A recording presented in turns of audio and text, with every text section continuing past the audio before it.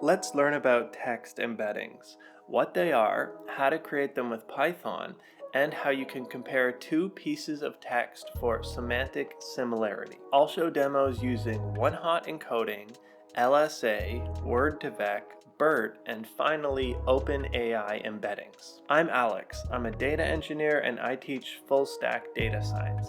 You can head over to my Patreon to check out my premium content and sign up to my newsletter to support the channel. What exactly are text embeddings? In the simplest terms, they're a vector representation of text in a string. So using some embedding model, strings of various lengths will be mapped into an embedding space of a fixed length. In this video, we'll see examples of embedding spaces from 3 dimensions all the way up to over 1,000 dimensions. Embeddings are helpful because they capture the semantic information of the text. So if you had a 3-dimensional embedding space, you could picture the result of mapping a corpus of words into that embedding space as a scatter chart where there's a dot for each word, and the points that are close together or clustered will have similar semantic relevance. The same idea can naturally be extended to a higher dimensional space with hundreds or thousands of dimensions. How well the semantics of the text is actually captured by the embedding depends on how good the embedding model is. And in this video, we'll talk about increasingly good embedding models, from the worst embedding model to the best currently available. So let's dig into that right now. All of the code for today's demo is available on GitHub, and what you could do is just say git clone the repository like this. In the source directory, I have a folder called text embeddings intro. In the source folder in there is going to be all of these files that we're about to look at. First thing we're going to do is install a virtual environment and install our requirements. These dependencies are actually pretty intense. Some of them, for example Torch, might be difficult for you.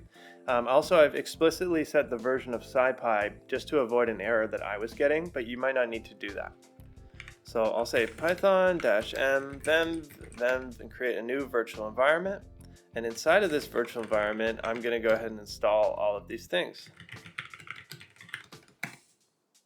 Okay, so that's finished up, and here I have this virtual environment which I can use. I'm going to activate that now.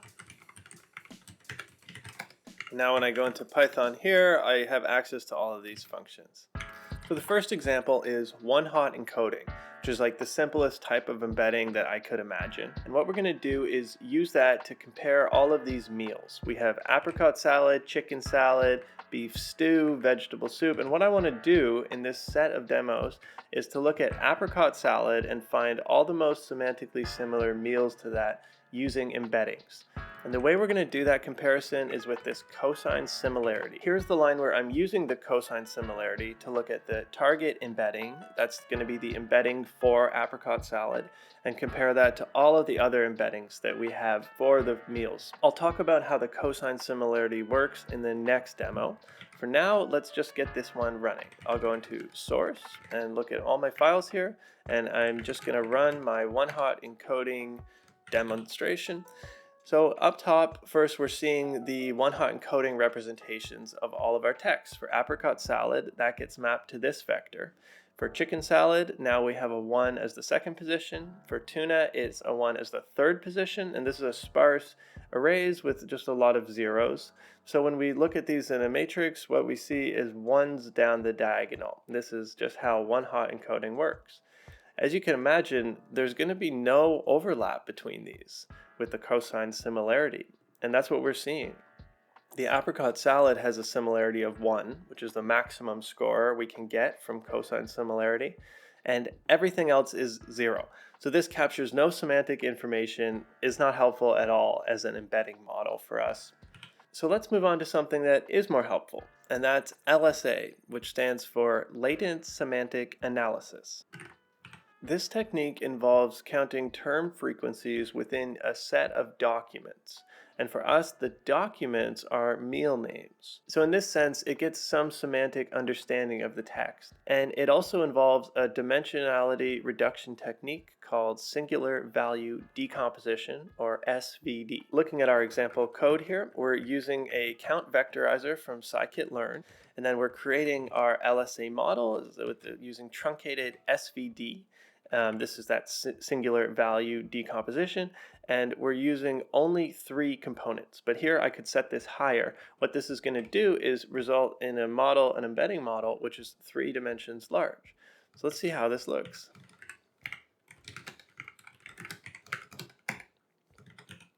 So as expected, our embeddings are in 3-dimensional space. For apricot salad, we get this vector here. For chicken salad, we get a similar looking one.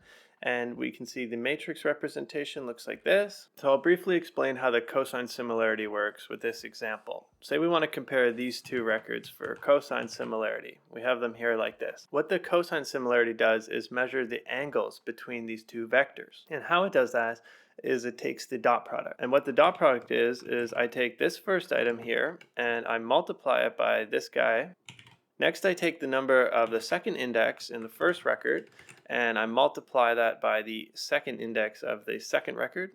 And lastly, I add the third index of the first record, multiplying that by the third index of the second record like this. And this is just how we do the dot product. Lastly, we just normalize this by the length of the vectors. And I'll just say norm factor, and this is just going to be the size of the vectors. That way what we get out is something in between -1 and 1. The embedding shape is 15 by 3 because we have 15 documents or meals. And when we compare these, what we can see is, as expected, the apricot salad has perfect similarity to itself. But then this LSA model is saying that roast chicken has almost perfect similarity as well, as does chicken salad and tuna salad and fruit salad. So it is really relating the salads together, but obviously this roast chicken being semantically similar makes no sense at all. One thing I could do is adjust the number of components here in our SVD. So let's instead map this into a 5-dimensional space and see what the result's like. So in this case, we have bigger embedding vectors, and we can see that it does do a better job at grouping the salads together, and it pushes this chicken way down. The next embedding model we're going to talk about is Word2Vec. This came out of Google in 2013 and is considered a big step forward in text embeddings. Whereas LSA becomes computationally impossible when the data sets are really big, so when the corpus grows really large. And so Word2Vec can handle these cases a lot better. It involves training neural networks and predicting surrounding words in each document. In our case, of course, the documents are these meal names. So here's my Word2Vec example. This is where I'm using that GenSim dependency. And what we're going to be doing is training a Word2Vec model on our data set. So I have some processing text function to sort of clean up our text if we needed to do that. And we process our meals, and then we put those into our Word2Vec model in this line. And here I have to define some parameters. Down here is the line when we're actually creating our word embeddings, so using the result of our trained model. And I'm going ahead and printing those and doing the same thing as before, where we use the cosine similarity to compare them all and figure out what are the most similar meals. So let's run this. Okay, so going up a little bit, I'm printing out some example embeddings. For example, mango salsa comes out into this array here. Avocado toast is down here. And our embedding shape is now 15 by 50. We have 50-dimensional embedding space. So similar meals based on this model are indeed apricot salad with perfect similarity. This is more of like a sanity check while I'm printing this.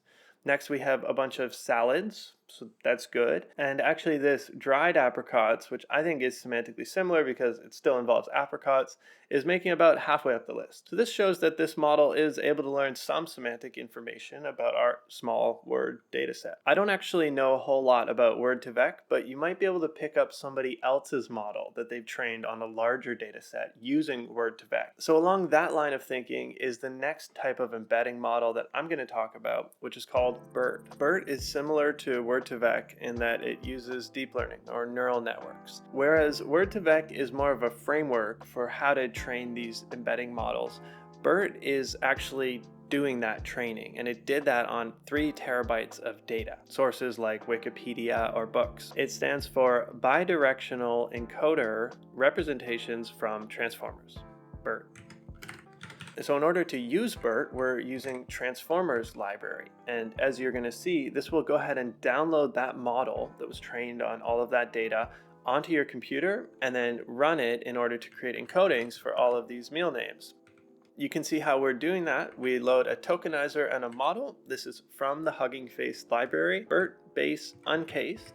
And this goes ahead and looks this up on Hugging Face Hub and pulls it onto your machine. And down here, I'm generating embeddings for each meal name. I call this getBERT embedding function, which passes the text into the tokenizer and then uses Torch to calculate the embeddings.